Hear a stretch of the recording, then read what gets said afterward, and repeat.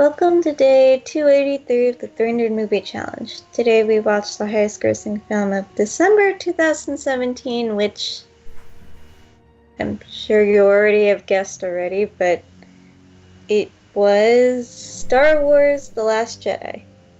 Okay, so Oh boy. this film has a reputation surrounding it, and I will say that I watched this in theaters, very shortly after it came out, and then pretty much right after I saw it, all the drama happened. Okay, there was like a week or two right when the film came out where there wasn't really a bunch of drama because people were just kind of seeing it for the first time, and so then there's all this drama came out, and as the drama was happening and there was stuff going on both sides, I basically was like, I made a decision that I was not going to see this movie again until now.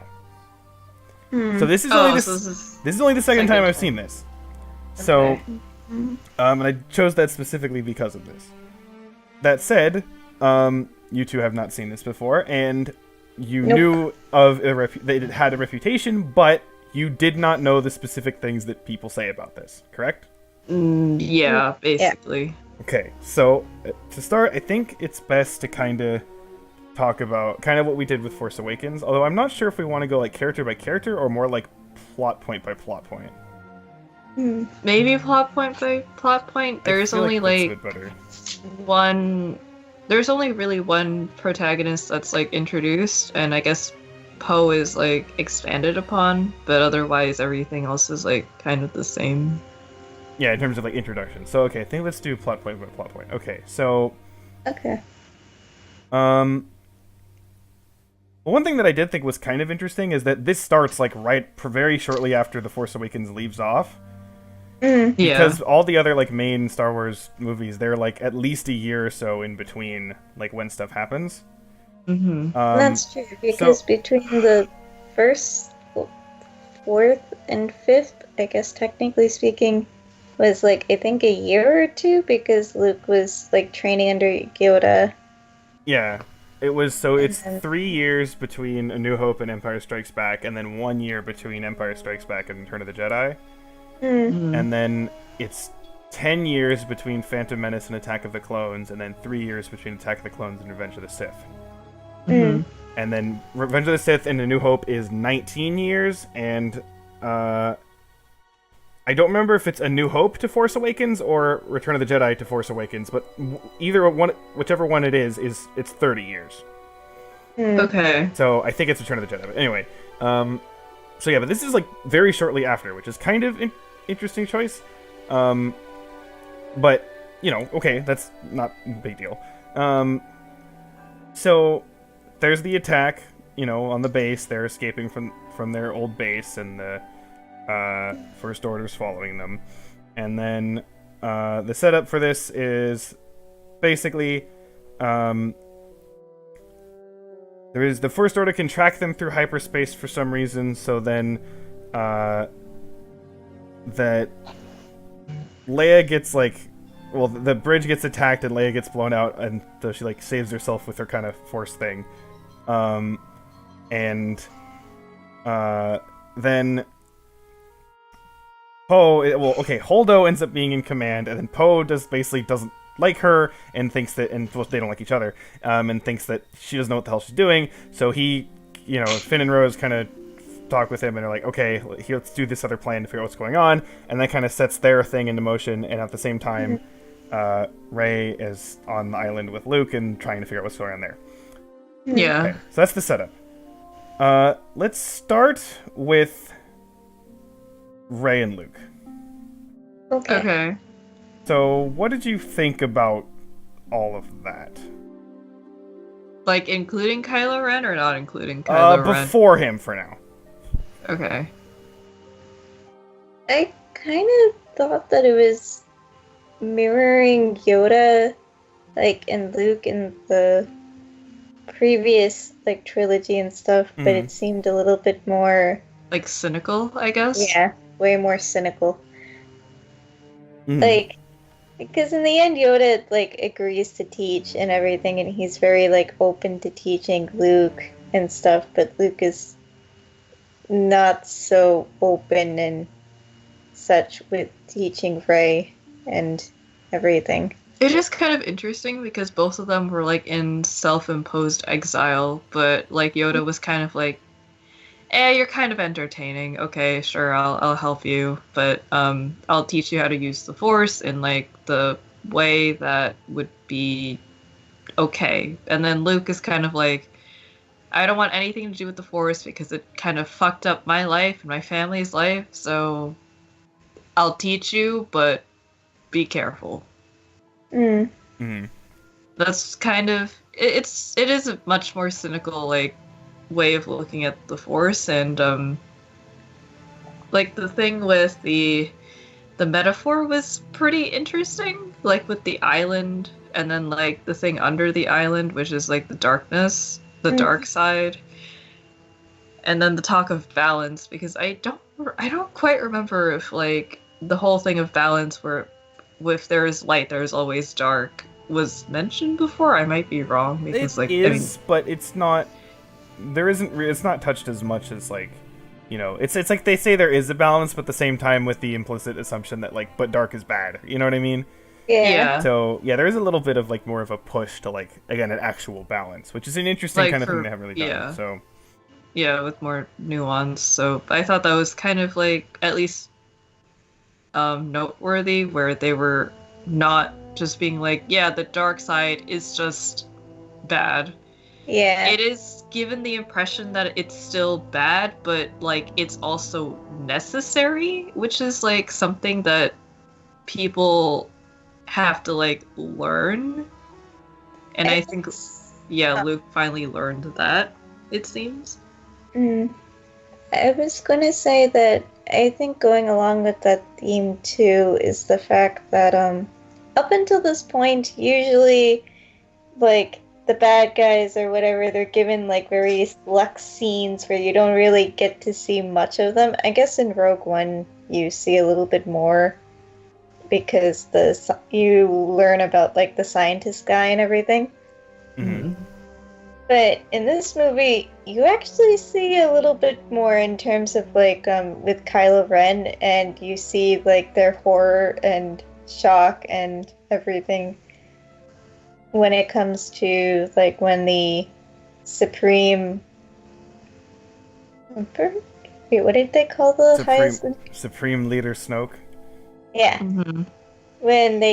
when he got killed and stuff, they kind of showed like them panicking and stuff for a moment and stuff. So that was definitely something new in terms of this series, and I think it goes along with me and what you said too. Mm-hmm. Okay. What about so there's two, I guess you could say, new characters, big quotes under new, in terms of how they're presented here. And one of them I would say is Luke. Right? He's new in this sort of environment and setting, right? Mm-hmm. So, and he's definitely pretty different than how he was in the original trilogy. So I want to know, what do you think about that? Like, do you think his attitude and behavior, like, do you think it's interesting? Do you like it? Do you think it's kind of like off-putting? Like, what do you think? I mean, I guess it is kind of like, I thought it was kind of interesting because like I don't remember if I think like, yeah, I mentioned this in the previous sequel movie where I was like, I didn't find the original like trio very interesting, but I found like Rey and the new characters a bit more interesting in terms of like just character traits. Mm-hmm. So seeing like, I guess, this other side of Luke where he is also kind of like him, the whole thing with him like trying to kill Kylo Ren, or well, when he was Ben Solo, I thought that was like kind of interesting because that goes into the whole balance thing where even Luke Skywalker had that moment of like, do I kill this kid, and where does that fall? Does that fall dark side or does that fall light side because I'm preventing a greater evil?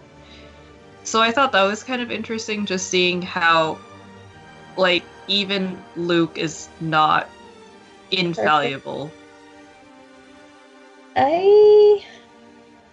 I also found it interesting, but at the same time, I feel a little bit of a disconnect as to how he got from point A to point B.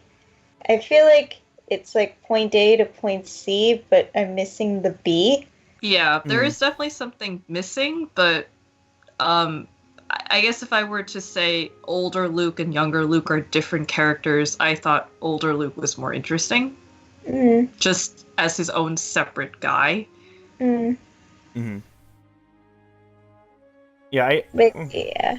okay. Or, yeah. I'm, Go. I'm just trying to think of, do I say my opinion now or can I wait till later? Because again, there's so much, everything's all intertwined. I'll wait till a bit later. Okay, so we have that. So overall, in terms of this stuff with Luke and Rey and Kylo Ren, like that whole kind of plot thread between that, do you think that was positive overall? Like, if you thought it was like good, bad, just kind of interesting, but like, what did you think about it overall? It was kind of confusing at points. It was very confusing. Like, I don't really know what I. Hmm. I mean, okay, I understand the things that they were getting across and everything, but, and as we've mentioned, it's interesting, but the way that it was presented was also very confusing. I Yeah. don't know if it's just because we're not, like, completely engulfed in all the lore and everything, but it was still pretty confusing. Yeah, It wa- like is that a thing? Like Rey and Kylo Ren talking through the Force, and then Luke is able to see that? Is that no. Yeah. like So that is okay? that is like brand new to this. There's a few things in here in terms of like Force stuff that's basically brand new. Okay. That connection is brand new, and also the whole thing that Luke does at the end is brand new.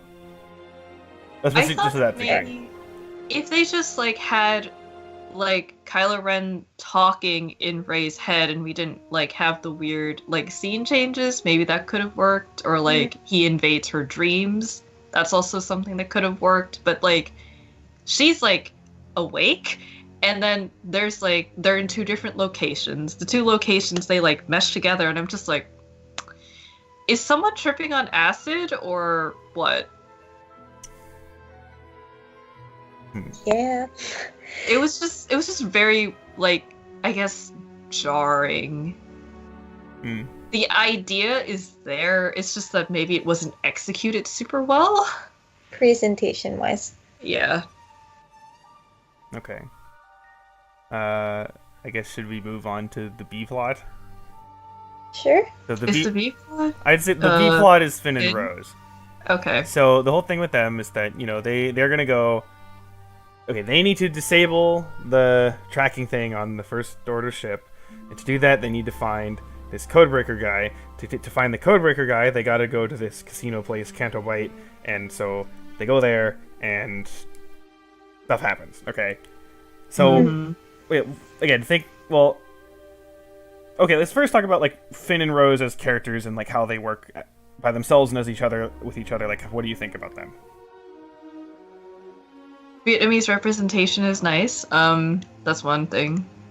I thought they had a nice dynamic. I thought so too. I actually think they have their dynamic was pretty strong. Probably the strongest dynamic in terms of this movie and stuff. Yeah. And like that scene near the end where like Rose stops Finn from like blowing up or ramming into the other like The what are they canon thing? called? Yeah. Yeah. That touched my heart. Yeah. I liked that.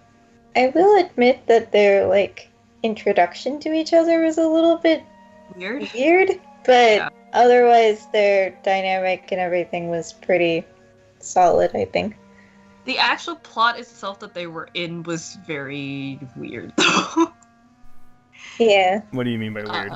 Like I guess like the heist part, or not, maybe not heist, but like them kind of looking for the code breaker, that was like fine, but then like when he was with them it was weird because like he betrayed them.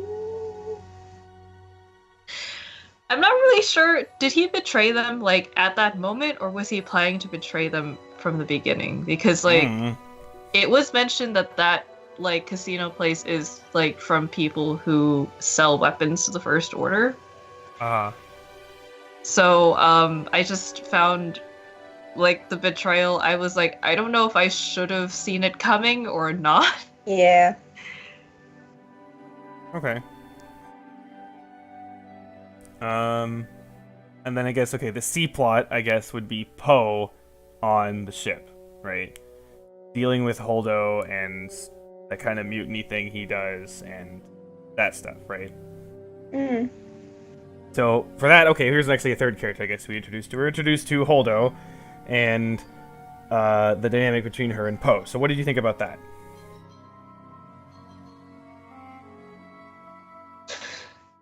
Like, to be honest, I didn't really care that much about Poe's side plot. I don't know, it's just, like, it's not that I didn't care about, like, what happened on the fleet, but maybe I just don't really care for Poe as a character, so I didn't, like, get super invested in, like, his side of the plot. I was actually kind of sad because I liked how he was presented in the first film, even though it was very tiny snippets. But here, in the beginning, I was like, okay. But then, as soon as like Holdo became the commander or something, it seemed like he like flipped like a switch was flipped or something. And then, yeah, I was a little bit sad because I didn't really understand how he went from saying like happy beeps to suddenly like throwing a mutiny. But yeah. I mean, I guess I kind of see where they're both coming from and everything, but Yeah. you see Like, very little of it to really say it's kind much. of like Holdo wants to, like, ensure survival, but then Poe wants to just keep to his guns, basically. Not like his actual guns, but like, you know, the phrase, like, just keep to what he believes in. And I guess that's where they clash, even though they technically want the same thing. They want the rebellion to succeed. It's just that they're kind of taking different means to it. Mm. And I guess just like by concept, it would be the easiest to like follow because it's just like they have like technically one common goal. It's just that they don't see eye to eye. And I thought if Holdo survived, that would have been kind of an interesting dynamic, like later on in maybe like the next movie. Yeah, they could have expanded more on that and stuff. And I mean, I actually kind of liked Holdo, like seeing her just kind of taking charge, being like, oh my god, okay, so I have to like do this. Leia's like kind of incapacitated. She's like my BFF too, and I'm just like, okay. I kind of feel for her, but I guess maybe it's also because, yeah, maybe it is the fact that Poe seemed so different from like how he interacts, at least with his droid. Yeah. But I think maybe if we knew him a little bit better in the first movie, like if he did show this other side to him in the first movie, then maybe I could have gotten more invested, been like, okay, this is just how he is, so maybe that would have been better if Holdo survived. Because then by the end of it I was fine with him, but you know, I don't really know what he'll do in the next movie. Mm. Okay. This is very interesting, and I'll tell you why shortly. Okay. Oh boy. Okay, and then I guess the last part, let's talk about the end when kind of everything comes together. So, Okay. everything kind of comes together. They're on the planet Crate, and the First Order's, you know, well, again, you mentioned the whole kind of the canon thing, and then there's, you know, Luke's, like, I don't know, projection, I guess, of himself against Kylo Ren. Astral projection, I guess. You know, I mean, whatever you want to call it. So that, and then the kind of reuniting of some characters and that kind of ending out. Like, how do you think that whole kind of climax and thing kind of wrapped up? Maybe it's because we just watched Thor Ragnarok, but like them getting to the Millennial Falcon and flying away, I was like, Did they just do that? Oh yeah, I kind just found of. that to be kind of funny. It's just like, oh, hey, they're going in a ship into space with all of the survivors. Actually, during the casino thing too, I was like, wait a minute. Are we gonna see Actually, yeah, Jeff that was kind of Goldblum? forward. Oh, that's kind of funny, actually. Yeah. That's what came into my mind. I was like, wait, this is like a much darker take on what happened. Thor Ragnarok. Hmm. But I thought it was fine. Okay. I thought, yeah, at least the emotional payoff between Kylo Ren and Luke, I thought was pretty good because like he kind of quote unquote faced him, but at the same time he didn't. So it just kind of feeds into Kylo Ren's whole like I suck mentality, and then he's just like, wow, I really do suck. Got wrecked No, by a projection. Yeah, because so in a way I was like, wow, this is pretty decent payoff, and then at the same time I was like, wow, Kylo Ren's self-esteem probably just went through the floor right now, didn't it? So in a way I found it like kind of funny, but like in a very understated, maybe kind of cruel way. Yeah. Okay. It's all good. Hey, it's Kylo Ren. And Okay. then there's He knows also he the sucks. there's also the fact that this was Carrie Fisher's like last. That was so sad because like spoilers, Luke dies, but she mourns him, and then I'm just Yeah. like, but we're mourning you. Yeah. Yeah. Like I'm That sure was- the main, the story, and I'm sure like the shooting. I know the shooting was all like done for this movie before she died. So I'm sure like they didn't want to like change the story because they'd already had it done basically to like have her character actually die. I was actually kind of thinking of how they might like try to keep her alive in the next movie, so but not show her. What I know is that they are actually going to use some like footage that they recorded from previous movies, but like didn't use. Oh, okay. So I know they're doing that. I'm pretty sure they're not like replacing her with like fully CGI character. I'm pretty sure they're not doing Okay. that. So Okay, because I was thinking, oh, maybe they could put Poe in the role of he's kind of like her mouthpiece or something. Like he's kind of talking in her stead. But she's there, like, just, behind the curtain. Yeah, it is kind of awkward though, because like there totally was a moment for her to die Yeah, in this movie. but they saved her. Yeah. And everything. Okay, actually, Long live the queen. let me point out. There's a few scenes I want to specifically point out and kind of get to what you think. So that scene where Leia like saves herself. Mm. Again, I so far I've not said my opinion on anything, but here I guess here's my first opinion. That looked silly. It did. It did. Great. Like, the emotional payoff of her surviving was great, but, like, They that could looked have kind been a little bit of a different pose. Like it was literally like, whoa! It was like, come on. So yeah, that's something that, like everyone says, and like I'm like, yeah, like okay, how important is it? Like not like at all, right? But it is like something where I'm like, okay. Okay, so there's that. Let's see. There's two other things I want to get at. Okay. The first is Rey's parents. Hmm. So what did you think about that reveal? I mean, it makes sense. Yeah. Like, I know that we had speculated in, like, the previous discussion, oh, maybe it could have been Han and Leia, and maybe it could have been, like, other people, but while that would have been, like, nice, I wasn't super disappointed. I was kind of like, this makes sense. Like, maybe it's actually better that she's not, like, of a descendant of the Force. Maybe, like, coming from just a nobody background is fine, too. So I didn't find a problem with that. When we were talking about this, I was very specifically leading you on when we were like giving the speculation of who you think Rey's parents are. I was leading my you God. on so hard because I just was like, I was like, don't break character, don't break it, don't ruin it. And so, yeah, I guess I'll kind of give my thoughts on this specific thing too. I actually, at first I was kind of like, I'm not sure how I feel about this, but now honestly I really like it. Because it perfectly lines up with what we talked about with her relationship, again, not actual relationship, with Kylo Ren.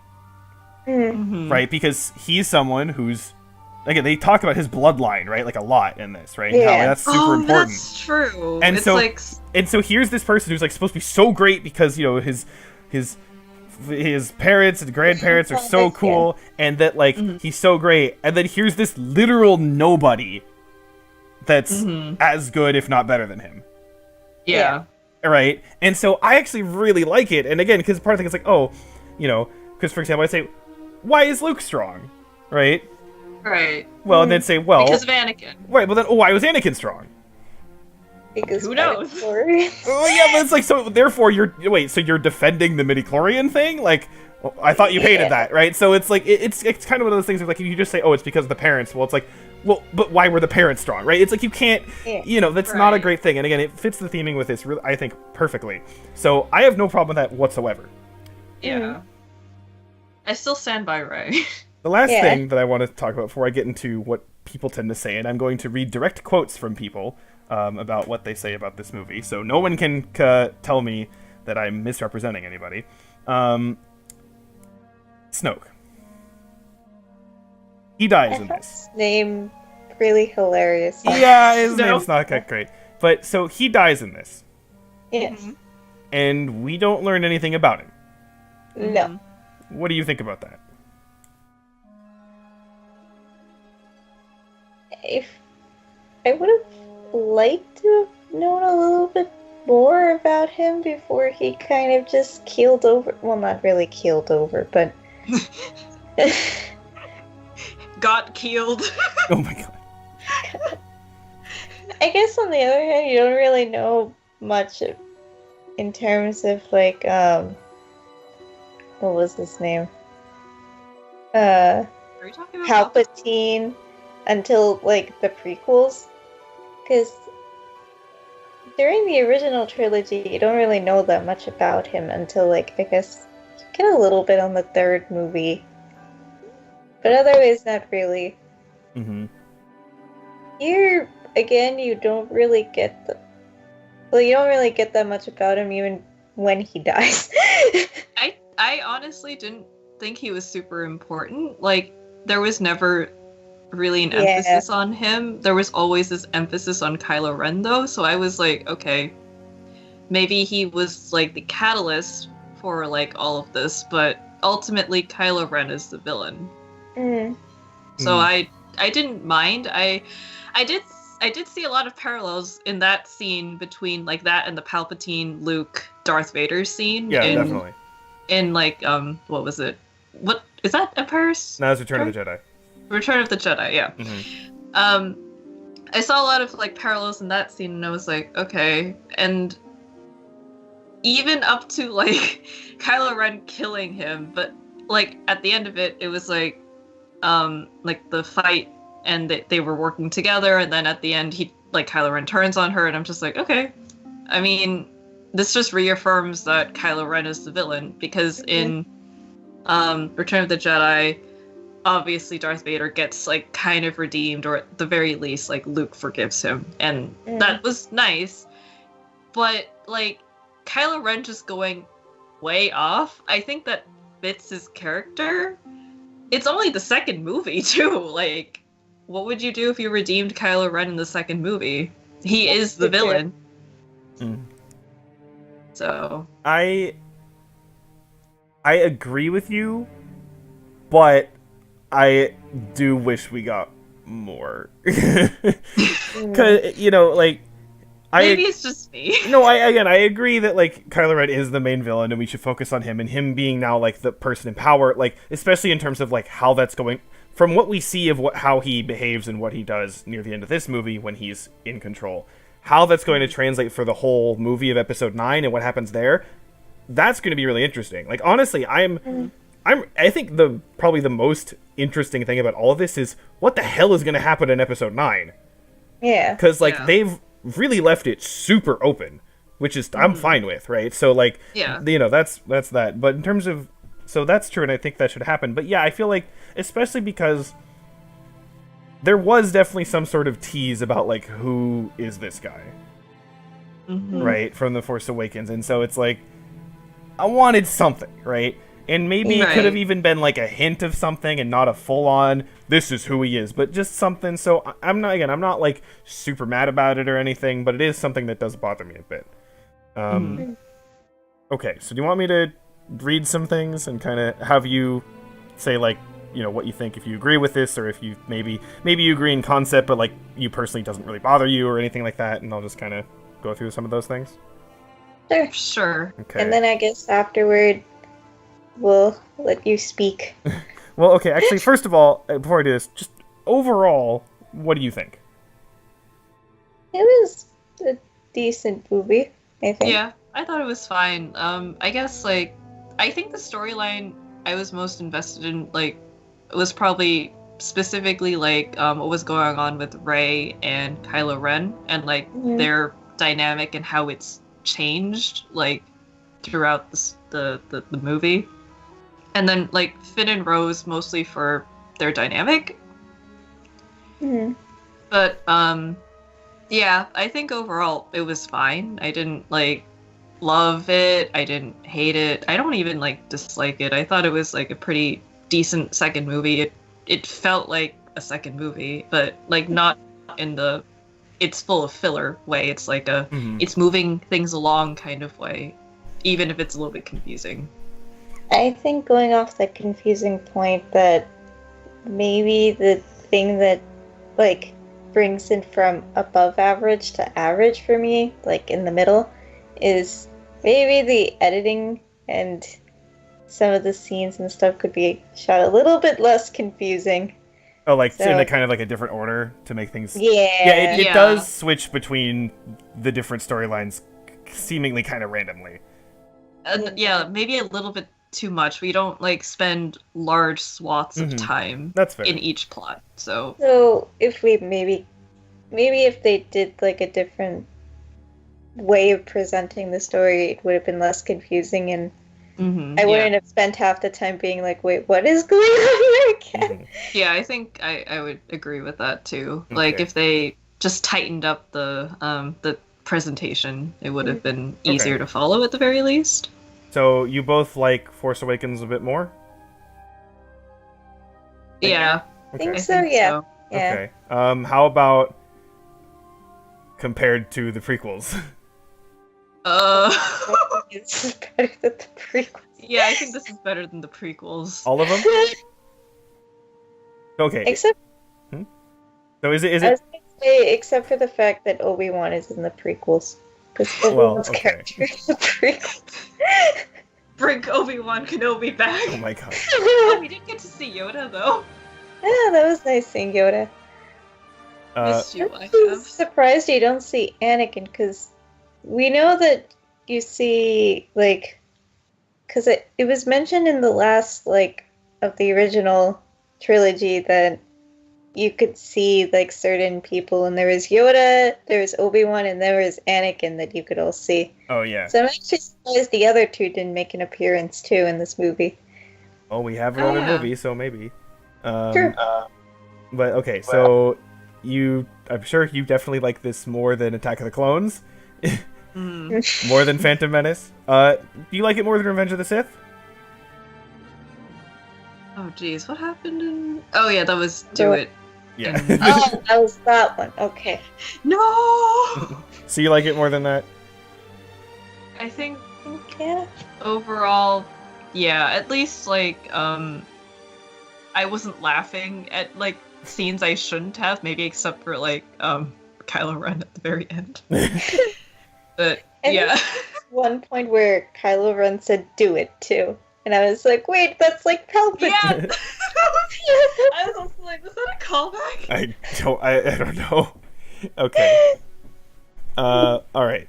So, now that we have that, I am going to read, these are direct quotes, and I did not, like, go search, like, for, you know, a specific corner of the internet to find this. I literally just typed in on Google, why do you not like Star Wars The Last Jedi? And then a Reddit thread came up, and so I'm reading that. Okay. Okay. Um, let's see. This is a general thing. It says, I find the issues that most people talk about are Luke having failed at restarting the Jedi Academy and dying the way he did, Leia using the Force to float back into the ship, Rey being a nobody, Snoke dying, Finn and Rose's plotline being argued as pointless, Rose's character in general, Holdo not communicating her plan to Poe, and the humor being off-putting. If you want more information on any of these, just talk to people. Okay. Hold on, wait. It's also worth noting that people didn't just have one problem with the film, the problems piled up. If there was just one thing that didn't sit well with them, it would be easily overlooked. But you can add the lack of decent world building that had been inherited from The Force Awakens, where everything just regresses into an Empire versus Rebels dynamic in an unbelievable way. Also another important point, how stupid anything military-related is in the movie, the First Order being dumb shit, Rebels being dumb shit, Hux is a dumbass, for example, and literally the only scary character in the First Order died, so yeah, now we have my boy Ben to make us scared, and I really hope he delivers on Episode 9. What do you think about that? That was a lot, I know. I'm like trying to remember all the... Can you okay, reread so it? yeah, that list he said, okay. Luke. I guess do the notable Okay, ones. yeah, okay. Well, I'll go through. Well, okay, I'll go through these. So, Luke having failed at restarting the Jedi Academy and dying the way that he did, and I'll get to specifics that why people specifically have problems with this going forward. I mean, didn't Luke explain that he wanted the Jedi to die at one point? Sarah? I don't remember. I was gonna say... What was I gonna say? I mean, it was mentioned in the previous movie that that's what happened and stuff, so I don't think it's really a big surprise that it was elaborated upon here. No, I'll get to the specific thing about it later, because the problem people have with Luke is very multi-layered. So, Okay. so I'll talk about that more later. Okay, Leia using the Force to float back on the ship. Okay, we talked about that already. Rey being a nobody. Again, a lot of people seem to really not like this, but I don't have a problem with it. We don't have a problem with it, so I don't know what to say about it. Snoke dying, again, we kind of already talked about that. Finn and Rose's plotline being argued as pointless. Does he have a problem with it being pointless, or does he have a problem that people say that it's pointless? No, the problem is that people say that... The problem is that their plotline is pointless. That's what he's saying. Okay. And this is the plot that he's talking about, not necessarily the characters, right? Mm. So what do you Plot? think? Again, the whole, like, going to the casino and defining the code breaker and that kind of stuff. The argument is that that is a pointless thing, and, like, why are we watching that? I mean, what would Finn be doing otherwise? Because, okay, let's say, for example, that plot didn't exist and stuff. So, Rey is not there right now, nor is BB-8. Poe is kind of... busy. He's busy fuming and stuff. What exactly would Finn be doing otherwise? I was kind of thinking of how, like, that plotline would show how, like, dire the situation is for the rebels, because they're so desperate that they're willing to go and kind of, like, basically gamble on, like, this thing, and then they fail. And showing the failure is important to show, like, how weakened the rebellion is. And I thought maybe, okay, is it executed super well? Debatable. But, like, just introducing the idea of, like, failure and, like, how high these stakes are and how, like, easily can come crashing down, I thought that was fine. Because otherwise, it's gonna be like, oh yeah, let's just make everyone overpowered and then we'll win.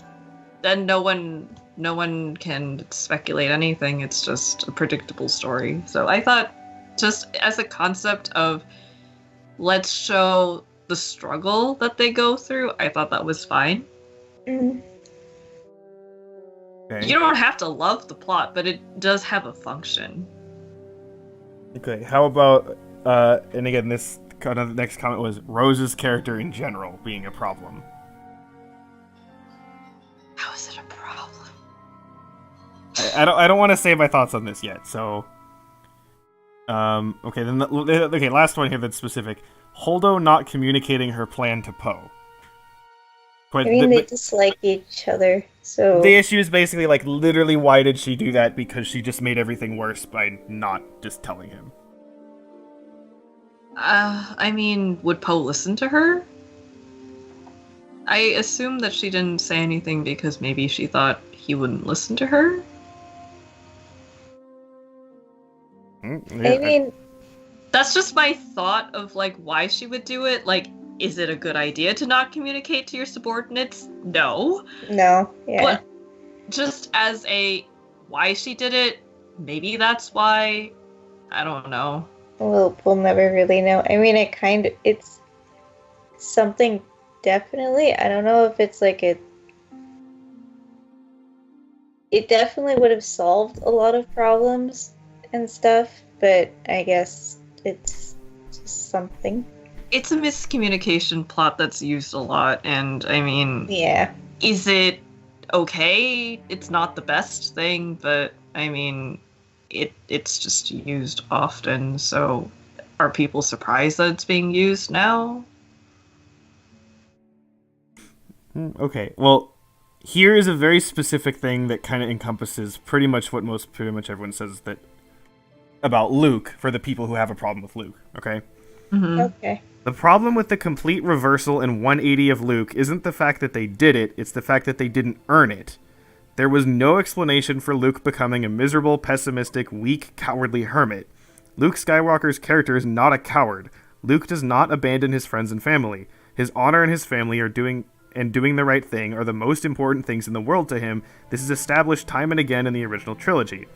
Luke Skywalker has never been afraid of a fight or been one to run from conflict. Never. It's literally against his character. People who don't like the film get angry at the people who liked it because they don't admit factual observations about the poor writing of the film. It's one thing if you enjoyed the film, but don't you dare fucking tell me this writing isn't complete garbage. For no reason at all, with no motivation or catalyst, Luke becomes a total joke of his former self. He's a coward, he's afraid, he has no optimism, he's ready to murder his family, has no hope, despite the fact that in all three of the original films, he not only risks his life and rushes into danger to help his friends, he even believes he can redeem Darth Vader and is willing to risk his life to do so. It's complete garbage to make him the character he is in The Last Jedi with no reason or story as to why. Everything he does is uncharacteristic of his persona in the last films, and there's no reason for it. There's no logical explanation for the complete backtrack of all his character development and history. I'm so tired of people trying to explain this away. It's one thing to turn your brain off and enjoy, it's another thing to ignore massive and major flaws. I guess that's kind of going off of how that's a very more in-depth version of my thing of going from point A to point C, skipping over the B. Yeah, I was gonna say, we kind of talked about this. Mm-hmm. So, do you maybe, like, agree in concept, but maybe, like, not quite to the degree that it's written or something? Yeah, I agree in concept where it definitely wasn't earned. Like, I'm also pretty confused, because I kind of agree that it goes against, like, a lot of his, like, character points and stuff. Maybe episode 9 will reveal some stuff, I don't know. But yeah, it seems kind of weird to go from point A to point C, but not really give much of an explanation about B. I guess that is a very weird thing that the prequels did kind of decently, which is they explained why Darth Vader became Darth Vader. It was a very broken way, but they did explain how that happened. Mm.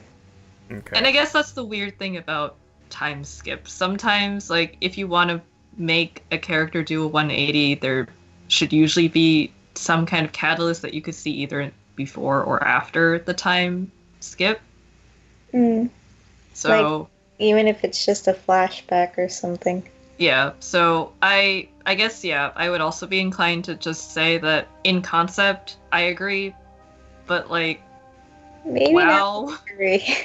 Wow. Maybe not in terms of the vitriol. Yeah. Or the Just language, yeah. Yeah. Okay. yeah, So just a how did this happen? Will we know?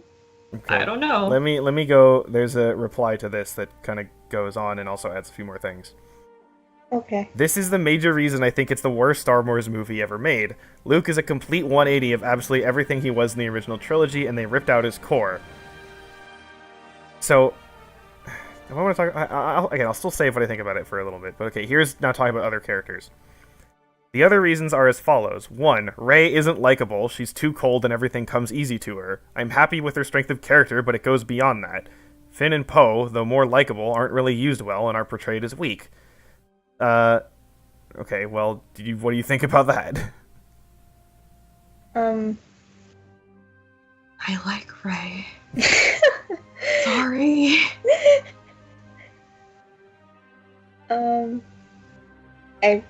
Okay. I guess I'll concentrate more on the first part of that thing since we're talking about Luke right now. Okay. But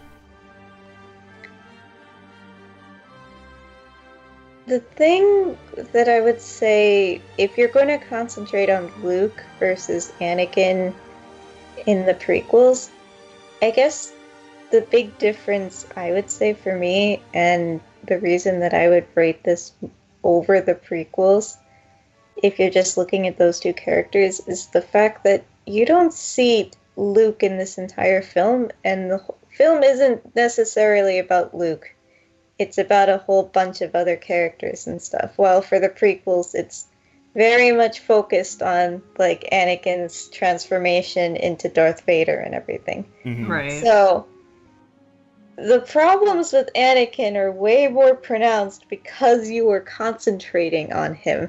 Mm-hmm. While for Luke, it's not like the entire film is based off of him. Like if the whole film was basically him being depressed on his island, and you didn't see anything with like the other plots, or you didn't even leave like the planet that he was on and everything, yeah, then it would probably be a pretty sad film considering that we still don't get the B part.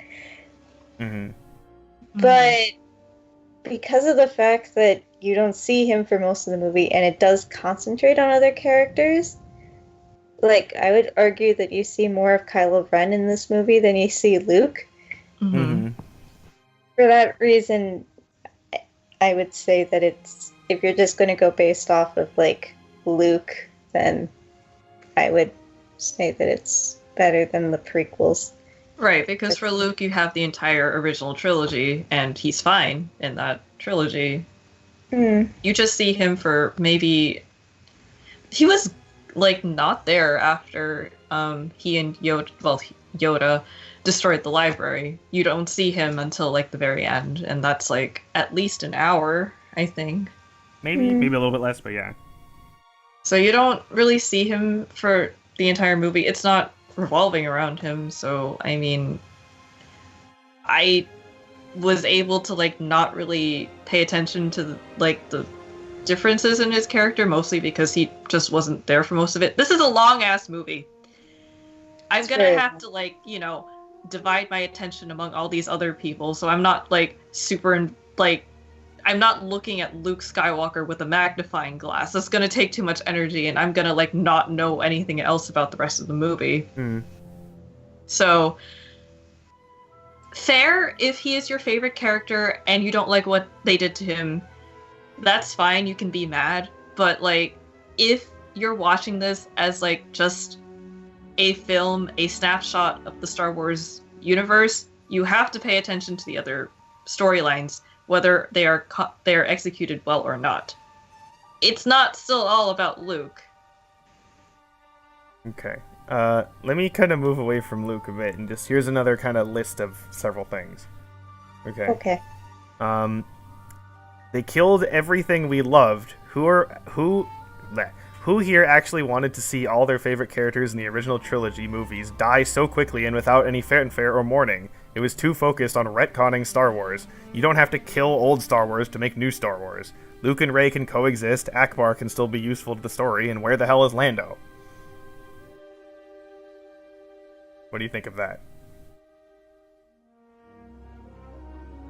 This idea that they killed off the old characters with not really much of a purpose. I will say that it was a little bit sad seeing like the original people die off, because as Mai said, we didn't personally get to connect with them that much at least when we were watching it and everything. So it would have been interesting to see their characters a little bit more, but now they're kind of all dead, either in the movies or not in the movies. But I don't know if I would go so far to say it's ruining it and stuff. I mean, I'm not like, okay, character deaths is a very difficult subject, because it's like sometimes they can serve a purpose, sometimes it's used for shock value. There are problems with when you kill off a character, but the way that this argument is framed sounds just like it's ruining my nostalgia, and I have a problem with that too. Just, I guess in general, do I think the character deaths were, like, used well? Han Solo's was used really well. Yeah, Han Solo's was pretty good. It was extremely sad, but, I mean, it had its purpose, and it wasn't just for shock value. It is like a way to show Kylo Ren and his struggle and how he kind of becomes more of a villain. But I can't really say for the other, like, I don't like super remember all those other characters like dying. Maybe it was like very brief, as they said, but I don't know, like, was it necessary to kill off a bunch of the rebels? If you're going off the tension thing, maybe, but well, it gets into the thing of like, was it necessary? And it's like, well, none of it's necessary. Yeah, but people don't have to die, but you don't have to make the fucking movie. Like, if you want to go that way, you know what I mean? So it's like, I don't really understand the whole necessary argument, but okay. Well, here's something a little bit different. Too much is going on in too many story threads, and there's not much happening in this slow motion spaceship chase, along with a really long running time, making that only small parts of it actually exciting and fun.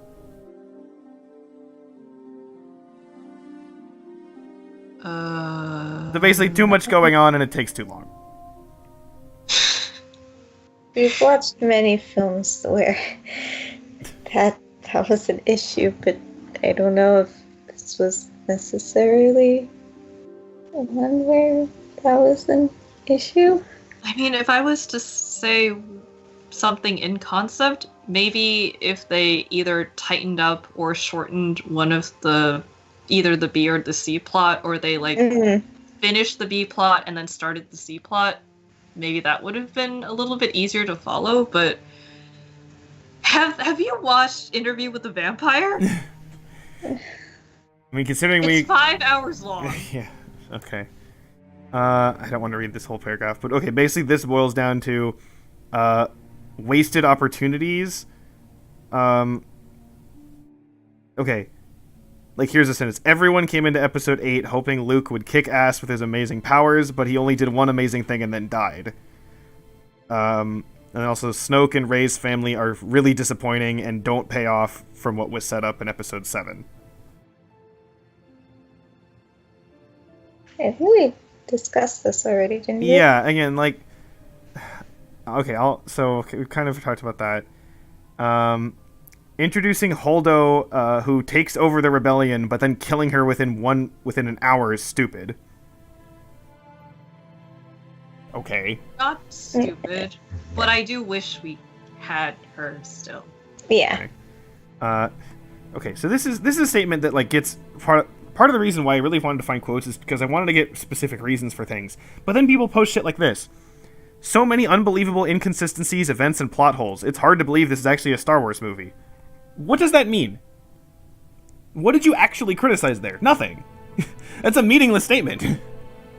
So that's the problem, because I always see people bring up, oh, there's so many plot holes and the writing is bad, but it's like, but what about it was bad? What are the plot Right, holes exactly. and And I don't get that a lot of the time. It's really frustrating because it's like I want to actually have a debate where it's like, oh, I see why you don't like this, or oh, I do like this, but like it doesn't happen a lot of the time, and it's just okay. Anyway, I don't know. I feel like this is kind of just repeating itself, but like in different ways. I don't know. I'm kind of tired of doing this. It's been 50 minutes already. Fuck. Okay. Again, like, for example, here's the thing. It says, it was poorly written. Last Jedi doesn't even feel like a sequel to The Force Awakens. It's like, what does that even mean? I can see why you're so jaded about, like, the discussion of this movie. Yeah, okay. You know what? Fuck it. I'm just gonna go off. Alright. I, overall, like this movie. Mm-hmm. I do have problems with this movie. Mm-hmm. I think that what you said about Luke and how like you don't really fully get, you don't get the B. Mm-hmm. I agree with that. I don't think it bothers me as much as maybe you guys, and it definitely doesn't bother me as much as everyone else. Okay, hold on. I agree that we should have seen a bit more, maybe actually seen some flashbacks of him like trying to train some of the younger Jedi and seeing like an interaction with like young Ben Solo and like not really going well. We should have seen that, okay? Mm-hmm. But the idea that this transition and that Luke acting the way he does now makes no sense is just wrong. Like, I don't know how else to say this, but it's wrong. And, like, again, you can show this better, but it's not like this makes no sense he's in this position. No, it makes a lot of sense. Because here, let me explain this.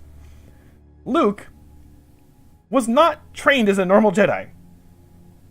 Right? He was trained by Obi-Wan, barely, and Yoda for, like, a few weeks. Okay? That's it. So, and the whole point of his training was that he literally, like, left Yoda to go save the guys on Cloud City, right? So he didn't really even complete his training. He barely had any official training anyway, and even the official training that he did have was unorthodox. So what the fuck does he know about teaching other people? He knows nothing. I see what you mean. Just because you're a good student doesn't mean you're a good teacher. So it makes total sense that he would kind of fuck up and like, that he would mess up and that that he wouldn't know what to do for this kind of stuff. And sure, you could argue, like, why would he suddenly want to kill Kylo Ren when, like, even though he's family or whatever? And the movie even specifically points this out, that, like, it was a very, very instantaneous kind of thought that, like, then he realized this is a bad idea, right? It wasn't like he planned this out and I am going to kill my nephew because he is bad. You know what I mean? That's not what happened. And because that happens all the time. Like, we all have those random thoughts where it's like, what if I did this? And they're like, wait, that was a really fucking stupid idea, right? Like, everyone thinks that, and so you could say it's like, maybe seems like a bit plot convenient that this is how it happened, but like, it's not that unbelievable. And, and the fact that since that happened, that Luke would be so jaded, because again, it kind of gets in the sense that, like, think about who Luke was at the end of Return of the Jedi. He's a legend, right? They say that here. So, and that, I don't care who you are, that goes to your head a bit. So if he then fucks up this bad, like, he's gonna be, like, again, like, really depressed, basically, because he's like, I was supposed to be a legend, and I fucked this up, right? So, like, and that the fact that he doesn't want to train Rey, that makes total sense in that sense. So, yes, I wish they showed it a bit more, but I have, in terms of the actual character of Luke, I have no problem with him at all. And if anything, I like him better here than in the original trilogy because, again, as you said, the original trilogy, he's not that interesting. He's kind of the standard hero. Right, yeah. So at this, it's at least like another dynamic that actually I think is interesting. Yes, again, I wish they showed a bit more of that transition, but the actual character himself, I have no problem with, and everyone arguing that this is not the Luke that I know or whatever, well, then go watch the original trilogy. Like, I would not want to see the same thing. And it's kind of, again, I forgot who said it. I think Mayu said it, where it's like, you just want to see like the characters from before just be overpowered and destroy everything. And it's like, that's not a story. Right? Yeah. You can't do that. And it's like, look, we got some cool moments with that anyway. Like the whole thing at the end with like the projection or whatever. And I see people saying like, oh, well, that wasn't real. And it's like, but in terms of seeing it in a movie, it was as real as it would be if it was him. Right? Yeah. So, whatever, right? I got, it's just so that just bothers me that people, because that's something where it's like, no, I just don't agree with you in terms of the vast majority of people who have problems with it. Again, especially in terms of the actual character itself. okay, so that's honestly again the stuff with Rey and Kylo Ren and that connection. Like again, you were saying it's kind of weird that there's this connection, and like I like it because it's weird, like and how it's like this is new and different, and like why is this happening? Like I don't know, I like that. I could see maybe it's like a bit confusing and kind of why that works, but I personally like it. Okay, the second plot with Finn and Rose on the casino place. I agree that it does feel video game side questy. Mm-hmm. And because it's like, you know, we gotta do the things, we gotta get the guy who's in this place for his thing to do that, you know. So I get that, but again, I kind of also argue, well, then what would he do? You kind of like Finn really doesn't like fit in like any of the other plot lines going on, so you need him to do something. So kind of like my argument with that, so maybe you could say, well, he should have done something better. Like, okay, fine, but like the thing is, everyone complains so fucking much about the Canto Bight stuff, the casino stuff, that it has no place in anything. It's just a waste of time. It is so terrible. And like, is it the most interesting part of the movie? No. Is it like particularly great? No. But to be honest, it's really not that much of the movie. Yeah. Like, again, coming back into this, I knew so many people hated this so much, so I was thinking like, oh man, this is going to be like, you know, 30% of... It's like, not. It's like maybe 20% of the movie at most. It's really not that much of the movie. So, and okay. People hate Rose. Hate! Like, the stuff that I read does not anywhere near show you how much people hate. I have seen so many people say Rose is the worst character in all of Star Wars, worse than Jar Jar Binks, worse than Anakin from Attack of the Clones, worse than everybody. How? Okay, do I like think Rose is a great character? No, not really. I mean, if I had to rate her, she's like kind of but like, how is she terrible as a character? She doesn't do enough to be terrible as a character. You know, she just is kind of there, and okay, she says some things that are like whatever, but like, what? I literally don't understand the hate for her, because she is not in the movie for that long. She doesn't do that many things. It like, again, I was specifically looking for like, does she say like annoying things, or does she like ruin something here? Like, no, she doesn't. She exists, and she's okay. Like, what the fuck is with this hate for her? I do not get it at all. That people absolutely loathe this character. I'm completely, I don't get it at all. That's why I said, like, kind of when you're talking about this, I was like, this is interesting, and like, I'll tell you later. It's because you were kind of praising like her and also the stuff with Holdo, and I'll get to Holdo in a second. And I'm like, This is what people hate the most. This is like what you like. So, and again, I'm not saying that like that means you're wrong or anything, but like, it's just so weird that I'm so confused as to why everyone like hates this character. Like, truly loathing hatred. I do find it interesting how it's like Rey, Rose, apparently Holdo. They're all girls. Yeah, and again, we talked about this for Force Awakens a bit, where it's like, you know, oh, Rey's a Mary Sue or whatever, she's overpowered. And it was like, Luke was fucking overpowered. Like, come on, you can't make that argument, right? So, yeah, and I like to think it's more than just that, but again, I was coming into this specifically knowing everyone hates Rose. I'm going to specifically, you know, look at Rose's character. Do I hate her? No, I don't. I don't even think she's that bad. She's neutral to me. You know, maybe very, very slightly negative if I wanted to nitpick as much as possible. But, like, I don't get it, guys. I seriously don't understand why she's hated at all. I don't get it. And then Holdo. Okay. I don't like Holdo. Now, I don't like her. Here's the thing. The plot with her, the whole point with her, is that it's supposed to be this thing where Poe is supposed to learn that, you know, it's a lesson for Poe, right? That whole plot point with her, and kind of the juxtaposition between them is the point. So I get it. But I do not like it, okay? And the main thing for me is, again, the point is she's not telling him the plan because she doesn't like him, and also she feels he is impulsive and that he would mess things up. Okay? I get that. But at the same time, the fact that she doesn't tell him anything and doesn't even say I have a plan, let alone what the plan is, therefore he becomes impulsive and fucks things up, right? So it's like, if you literally just said like, I have a plan, calm your ass down, like, that might have helped a little bit, and she doesn't even try to do that, so that does bother me. And, you know, so that is something that I legitimately have a problem with, but again, she's not really that much in the movie either. So, you know, I would say, like, I guess dislike Holdo, but I don't hate her. And again, she's not in the movie for that long, so whatever, right? It's not a big deal. So the thing for me, okay, so I have some problems, and I do think the movie, especially watching it now, I didn't really get this the first time that I watched it, is that it is put together kind of in a weird way in terms of the plots intersecting and cutting between the scenes and some stuff like that. And it is a long movie and a lot of stuff happens. Okay. So I agree with that. I think if I were to have, like, said, where do I think this movie would have been ranked before watching it, I do think I would now put it a little bit lower, but it's still net positive. I would still put it, you know, definitely above Attack of the Clones, definitely above Phantom Menace. I'd put it above Revenge of the Sith, not like way above, or not even like that close to it, but, you know, decent. I'd put it above Solo, which Solo is just kind of fine, but there's nothing really that interesting in it. But yeah, I would put this below Force Awakens. I'm not sure how I would put it compared to the original trilogy, but yeah, so overall, I like it. There's some problems, and again, some of the problems I understand.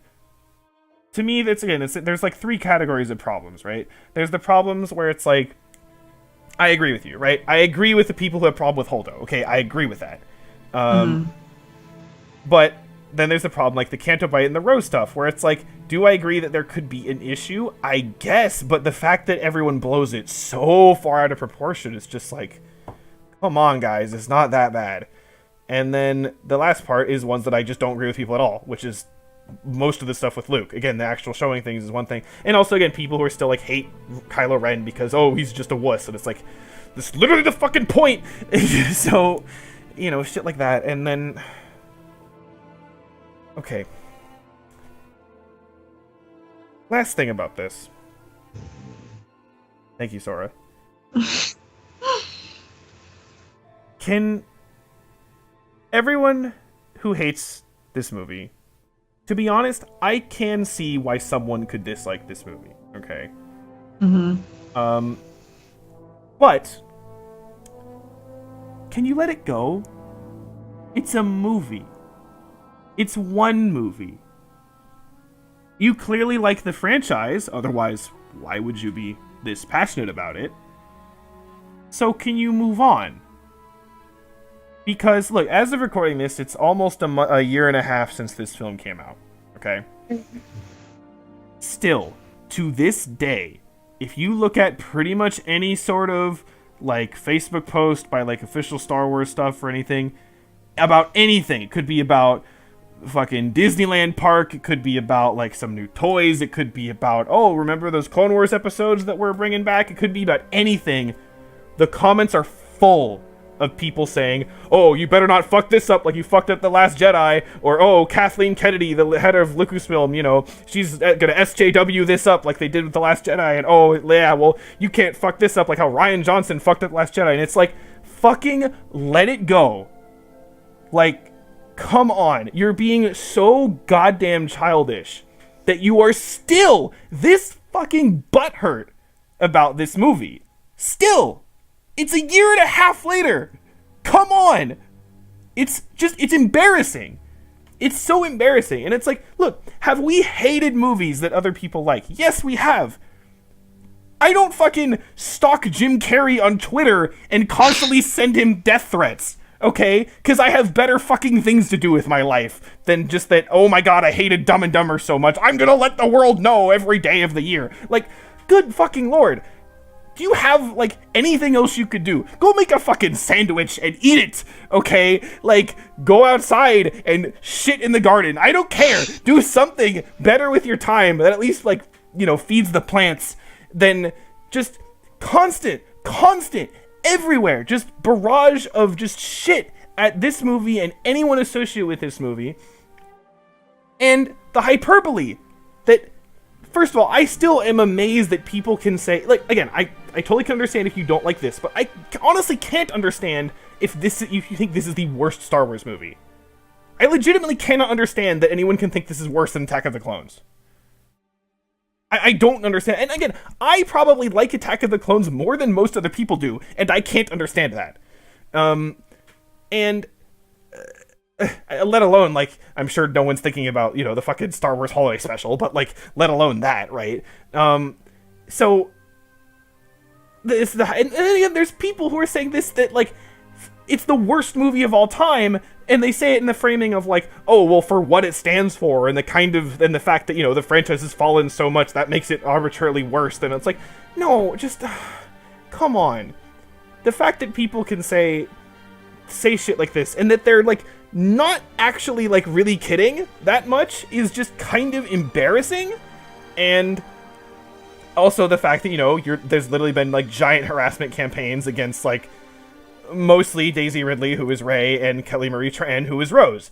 So, that's not okay.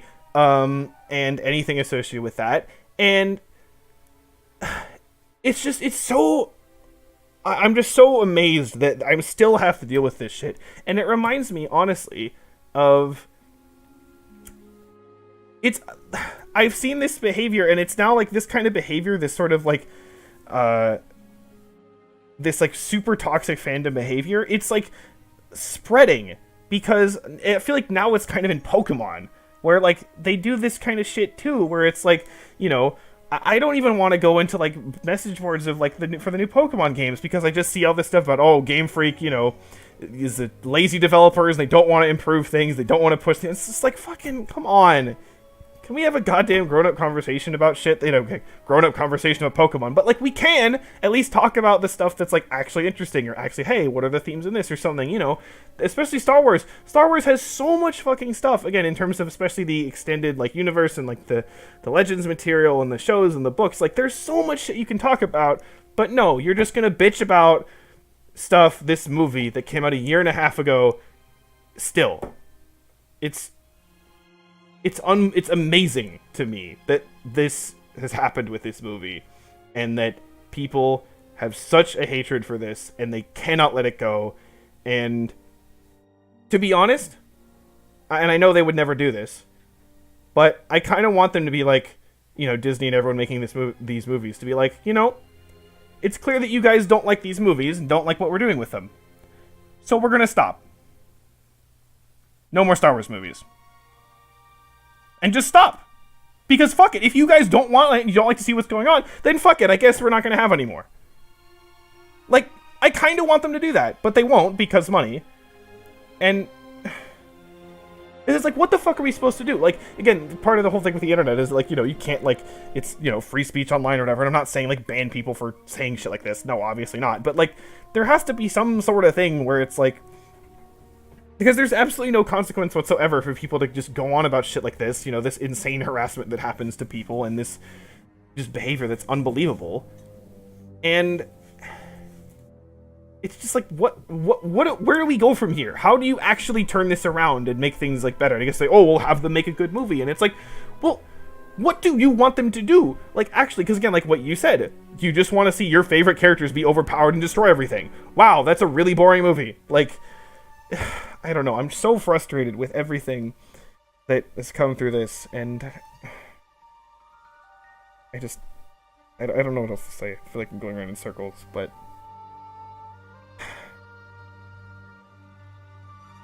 you at least kind of understand what I'm talking about. Yeah. It just makes me really sad because, like, especially with the toxic fandom. Yeah, because we've seen it in other places too, like places that we're not associated with, but we come in contact with just from, being on the internet or going to conventions. Yeah. It's sad, and I've, like, written off fandoms forever at this point because I can't go into comment sections of anything anymore without feeling like I want to die, and I've lost faith in just enjoying things with other people. The only people I can enjoy things with now are, like, my real life friends, and we sit down and talk about it. I can't look at what people online say anymore because it's like, what are you actually criticizing? Are you just being a baby about it, or do you actually want something good to happen? Yeah. You know? Mm. Because toxic fandom doesn't help anyone. Maybe it makes you feel better, but It's you get that high and you just keep doing it. And the best thing that I've heard of describing this is that, like, you know, these are all like, this is all like the nerds, right, doing this, and it's like we've become the bullies, right? Where it's like, you know, Yeah. things aren't going my way, wah wah wah, fuck you, it's all your fault, right? And I forgot where I read this or who said it or what the exact context was, but it was basically like, creators of media don't owe you anything. No, They do we not don't. owe the fandom shit. And people say, oh, but we're the ones who watch it. And it's like, but no, as you specifically, not really, right? The whole point of media is, again, of course, especially in terms of, like, you know, the professional setting, is to make money by having people watch it. Okay, obviously. So that's that whole point. And then, of course, the artistic vision of the creator. And the idea is that you have the artistic vision and the monetary practices, those happen to align. Okay? That doesn't always work out. And I'm not saying every, you know, artistic vision is wonderful and amazing and you know, every creator should be left to their own devices. But it's like, these people do not owe you as an individual, okay? And again, like I said, am I perfectly satisfied with everything that happened in this movie?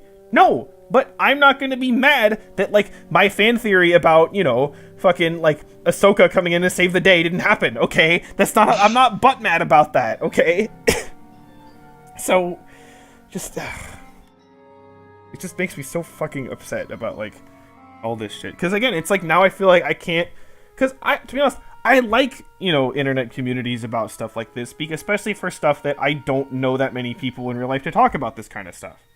Okay? Right. Like, yeah. for example, I've been on the Reddit, the subreddit for some music stuff that I like, because that's a fairly small community, and it's kind of specific music, and it's coming from the sense of, like, you know, we know that the music we like is, like, not exactly mainstream, so, like, it's pretty, like, overall it's pretty calm, and there isn't exactly a lot of, like, fighting about stuff, and it's nice to share things, and, like, you know, I've discovered stuff that I didn't know existed that I really like now, right? So I like that aspect of it, but especially, like, pretty much any sort of bigger kind of group, it's just fallen to shit.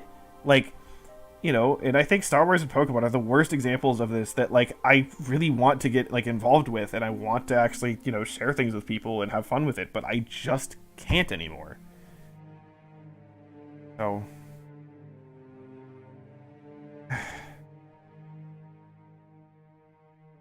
Is there anything else anyone can think of possibly saying about any of this? Oh, God. I've been talking for almost 80 minutes. Let's wrap up this feature Yeah. film with Yeah. 2017. Yeah, we're done with this. I don't want to talk about this anymore. Just gets me depressed. All right, let's talk about 2017, which is the second to last full year, which is weird to think about. It is. We started off this year very sadly. Yeah, the first half, almost half of this year was not very good. Okay, so ignoring Guardians of the Galaxy 2, which was great. Of the first Beauty and the Beast and the Fate of the Furious are probably the higher ones of the first half of the year. Yeah, well, I would say after Guardians 2 for the first half of the year, I'd say Fate of the Furious is the second best movie, which is really not saying much. Honestly, like, I actually lowered my Beauty and the Beast, like, ranking after thinking about it more, but yeah, okay, that said, though, like, okay, we're just not even gonna talk about 50 Shades Darker, because we did already. That is by far the worst movie of the year, right? Mm-hmm. And I think we're all in agreement that by far the second worst movie in the year is Despicable Me 3. Yeah. After that, though, even the not very good movies are not that bad. Yeah. Right? Yeah. Like, The Return of Xander Cage, Beauty and the Beast, and like Fate of the Furious, they're not, like, bad, right? They're just kind of like, eh. Mm-hmm. Mm-hmm. So, And then after that, again, Guardians 2, great. Spider-Man Homecoming, great. War for the Planet of the Apes was great. It was, really good. Blade Runner 2049, really good. Thor Ragnarok, really good. It's like, everything like after that was pretty damn good. I remember back to like 2014 where I had like a bunch of stuff that I ranked really high. Like we had, let's see. There was the Lego movie, there was the Winter Soldier, there was, again, that Planet of the Apes movie, there was Guardians of the Galaxy, that was all stuff that was really good. And I think in terms of, like, comparing it to that, in terms of the number of good things, I think this is even better. It's just kind of the question of, like, does, like, Despicable Me and 50 Shades Darker, like, how much does that bring it down, right? Right, yeah. Because, in terms of, like, number of films that I have in, like, the like a lot category, for example, I think I have, like, 4. And then, besides that, there's 2 other films that are, like, very close. So, I'm gonna be curious to see, like, what the average rating of this ends up being. But it's gonna be high, but I'm not sure how high, so... Yeah. I kind of just want to watch Thor Ragnarok again, just to smile again. After that depressing conversation about humanity. Yeah. In Japanese. Yeah. Oh, yeah. Let's watch it in Japanese. I think we actually forgot to talk about that. But yeah. There's a series of clips that came from, like, the Japanese dub of Thor Ragnarok, and it was really hilarious. Yeah, it's so funny. Because of how hammy it is. Yes, it's great. I want to watch that again, like, right now. Yeah, so that was that, and again, yeah, this was overall, I think, was a pretty good year.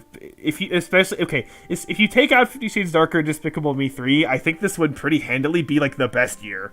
But because of those two, it gets complicated. I'm not sure. Again, I'll be curious to see how the average rankings are. But I guess we'll see if 2018 breaks our last full year. Mm-hmm. Honestly, I feel like it's going to be kind of in a similar situation. Maybe a little bit less split. Probably a bit more, like, averaged out. Because, okay, looking at this, there's only one film that I think is going to be absolutely horrible, which is that. Yeah. But the others, I mean, like, okay, I know we talked about these two and how, like, there's 2 sequels to something that we saw a bit ago. Where the first movie, we liked a good amount, but we said for the sequels that, like, we're not sure how this is going to go. Yeah. So there's those, but I mean, I don't think they're going to be horrible. I mean, maybe. I don't think so. They might be letdowns. Yeah. But then there's a couple things where, like, I'm not sure how we're going to feel about it. Like, mainly this one, and this one.